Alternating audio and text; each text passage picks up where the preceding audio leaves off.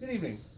Brother Joe 7 here with this fireside chat to talk to you about knives and particularly old knives.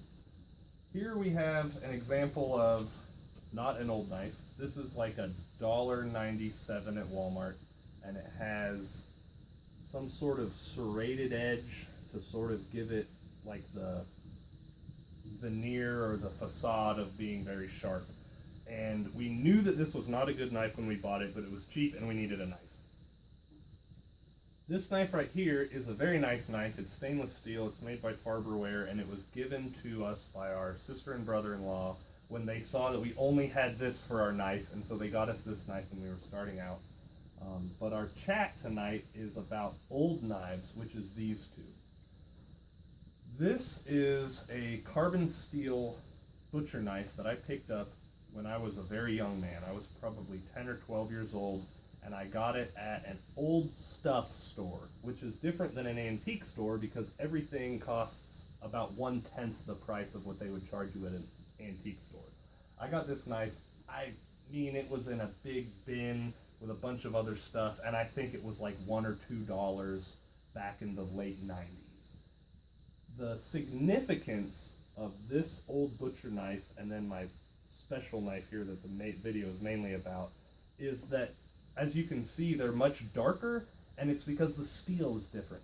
These knives are made out of stainless steel of one degree or another, and these two knives are made out of carbon steel, which is something that you can still buy, but which you can get in old knives for the cheap, right? $1 or $2 here for this knife. And the thing about carbon steel, it's an older form. It's an older form of steel. It's before they knew how to make stainless steel. And it's a softer steel, so it holds its edge for not as long, but it gets super sharp and it's easy to sharpen, if that makes any sense. It's easier to sharpen and make very sharp, and then you use it for a while and it's going to lose its edge faster than a stainless steel knife, but it gets sharper and it's easier to sharpen. Also, they're stinking cool. So as you can see, they get real dark because they're not stainless, but this is what you want. This is a protection on the knife. It's what's called bluing, and you can get a special like bluing kit to put on your gun or your knife or something to make it look that way, but these carbon steel knives have it by themselves. This knife I got, it basically just came as it is, and you just sharpen it up and it's ready to go. And I like it because it's old and I teach history, so I kind of feel like I have an affinity for it, and it works super well for cutting stuff, and it looks kind of scary. This one, however, right here, this one is the ultimate knife. I found this thing out in an old garage, like in my garage, in kind of like in the back of a tool shed, tool bench, or over in there was this bureau inside of the garage, and maybe it was in a drawer there, or there is this open tool shed at the house, and it was in there somewhere, and it did not look like this. It was completely rusted, but judging by its old wood handles, the brass rivets, and mainly the shape of the knife, I could tell that it was something worth investing a little bit of time in. It was completely rusted, just completely covered in rust, and I apologize, I don't have a before and after picture. I didn't take one, and after the fact I was kicking myself. The way that I restored this knife over this last summer was with WD-40 and steel wool. You spray the WD-40 on it, and that kind of helps to dissolve the rust in that, and then the steel wool scrapes it all away. And myself and my brother-in-law must have spent probably about a half an hour. I did it outside because when you scrape it and when you spray the WD-40, the rust sort of goes into the liquid and it drops down, so I didn't want that in the house. And after about half an hour of spraying and scrubbing, it got down to almost a silver, but not quite, because it'll never look like these knives. It's not stainless steel. After I scraped it all down, I noticed that on the side it says, in quotations, hammer forged, and then underneath of that it says made in USA. Let me see if I can get that to show up here.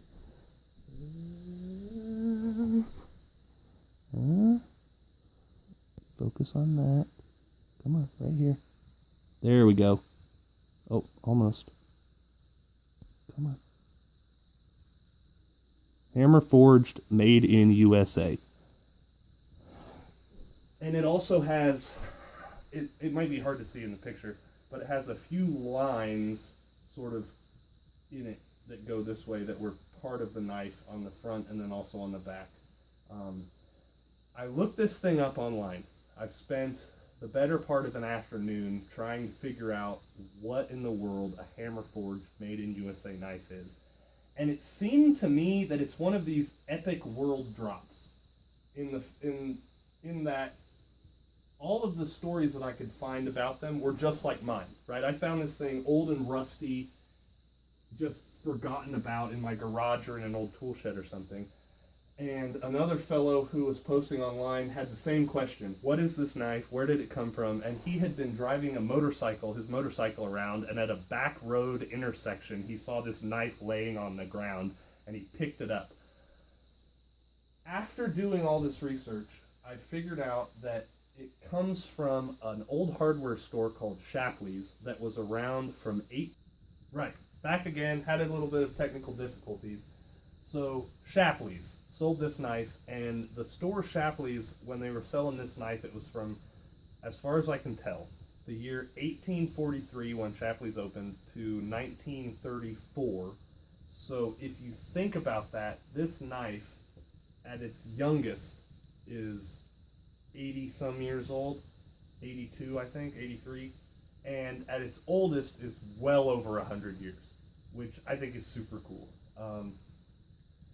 It's carbon steel. It was super easy to sharpen up.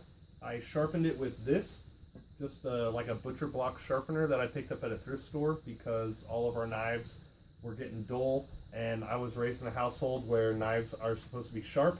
And if any of you have experienced knives, you know that a dull knife is a dangerous knife. And it sounds counterintuitive, but it's because a dull knife you have to put a lot more force into, and it causes you maybe to slip. And a dull knife will still cut the bejesus out of you, even if it's not cutting what you're using. And so I figured, finally at the end, I said, oh man, you don't have to get some fancy sharpener. And so we just went to a thrift store and got this thing for $1 and sharpened it up. and so now I'll show you how sharpened it is. This is just some old notebook paper that I have. I haven't tested this out beforehand, so we'll see how this goes. Oh yeah. Alright, there you go. Real sharp, like butter. That's the glory of these carbon steel knives. A few strokes on your sharpening rod or whatever that thing is called. I'm sure if you had like a stone or something, you could make it just incredibly razor sharp. Where are we going? Here we go. And you know, when it gets dull, you just stroke it a few times and it's sharpened again. The one thing about carbon steel knives is that they will rust. And so you can wash them with soap and stuff just fine, but you need to wipe it down when you get done washing it, and then you need to put some sort of an oil on it. I sometimes use butter, or I'll use just like cooking oil or coconut oil. And sometimes if I've been cutting up a steak or something with it, I think of it kind of like a frying pan, and so I'll just wipe it with a paper towel and leave the steak grease on there. But a nice little oil covering on it will keep it from rusting. It has that cool sheen to it. You can tell a story about them if you ever get one. And this one has, I think it's the original wood handle. There's a little bit, I don't know if you can see it in the video, but there's a little, the wood here is starting to separate out a little bit. And apparently, and in the future you'll probably watch me do it, you can just squeeze these down and pound down your brass rivets more with a hammer and it'll hold it in. But it's not, I mean, it really doesn't affect the usability of the knife. It just is like an aesthetic thing. And so there it is. Super old knife, got it for free, put a little bit of work into it, which I've found more and more lately. You know, you find an old thing and you put a little bit of work into it, and then you get it and it's usable, and I consider it even more valuable than say this knife, which is a wonderful knife, and I'm very thankful for it being given to me, or like a Mora 2000, right? You can get one of those and yeah, they get super sharp, but the thing is, anybody can get a Mora 2000. Anybody. You just get online and order it, And so if you get a knife like this one, and you put the little bit of work into it to bring it back from the edge of death all covered in rust, you get, I think, an intrinsic value out of it. You get a joy out of these types of knives. So carbon steel knives, fun and practical, cheap if you can find them at the right place, and eminently cool. Shalom, y'all.